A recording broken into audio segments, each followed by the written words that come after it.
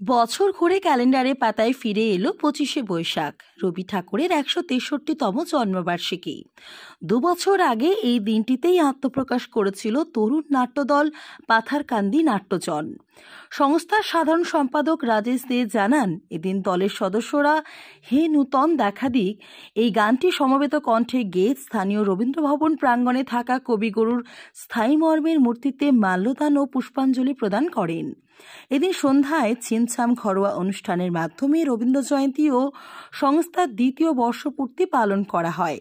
প্রদীপ প্রজ্বলন করে সন্ধ্যাকালীন অনুষ্ঠানের সূচনা করেন সংস্থার সভানেত্রী স্মিতা দাস মহাশয়া।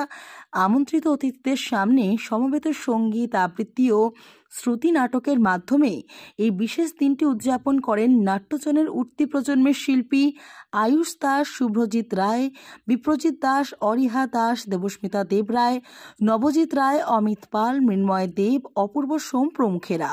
সবশেষে কেক কেটে এবং সলিল পাল চৌধুরী রচিত নাটক মোদের ধ্যান জ্ঞান, নাটক মোদের প্রাণ, নাটক জীবন প্রভাত সাহান্যে মুক্তি সূর্য স্নান এই গানটির মাধ্যমে অনুষ্ঠানের সমাপ্তি ঘোষণা করেন সংস্থার সভানেত্রী Smita Das. Bureau report, news অবিকল।